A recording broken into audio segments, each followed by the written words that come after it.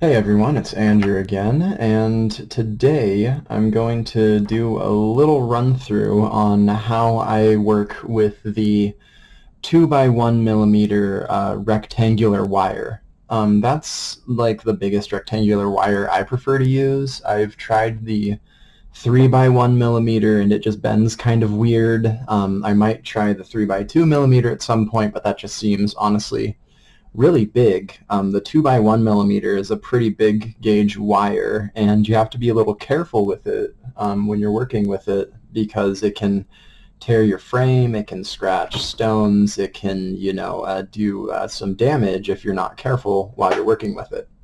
So today I'm just going to kind of give you guys some tips on what I do when I'm utilizing this in a piece.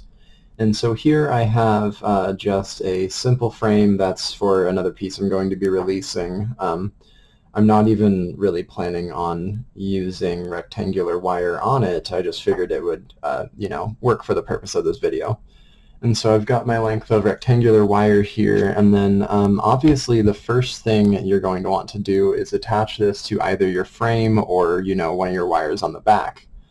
And so I like to attach this on the outermost frame when I'm utilizing it.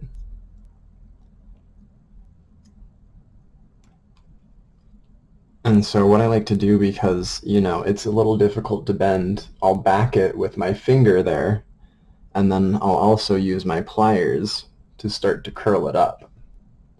So that way I can start to get my hook around this wire. And I also will crimp it with my pliers because it really will tear your frame. And so as you're getting it around that, you want to be a little careful.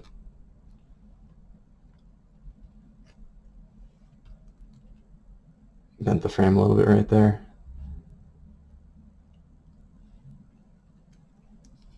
And I'll wrap it around sometimes 2 or 3 times, but for this I'm just going to do it that one clip. But yeah, you'll usually want to curl down your last end there, so that way nothing can get caught on there and it doesn't hurt anybody. But while you're doing that, you're going to want to be really careful and make sure you're manipulating more of the rectangular wire than, using your frame to try and bend it. You're going to be wanting to use your pliers or your fingers to bend this. And so one other thing I like to do when I'm using it and when I'm starting to shape it is I will clip down on it with my pliers like this. That'll also kind of give me a good space to, maneuver that wire. But what's really awesome about this stuff is that it can form a spiral really easily.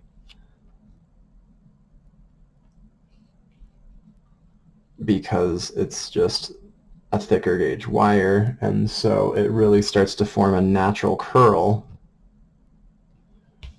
really easily. So in a situation like this, I would want to, obviously straighten out this swirl depending on where I want it to go.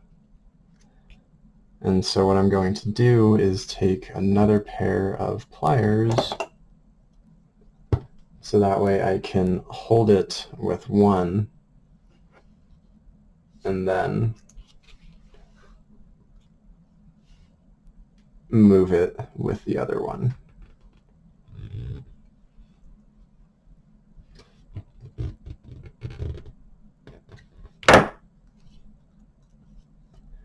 And so that's kind of a general idea of how I would go about shaping this. Who knows, I might end up utilizing this on this piece.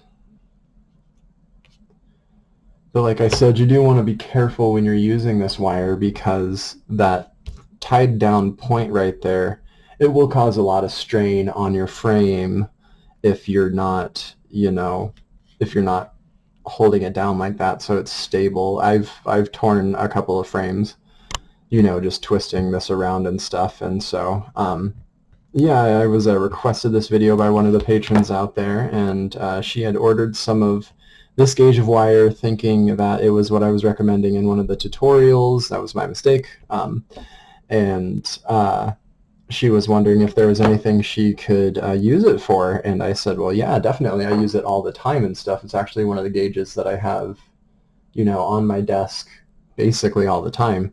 So I hope this was educational for you all, and I hope you all have a great day. Thank you so much.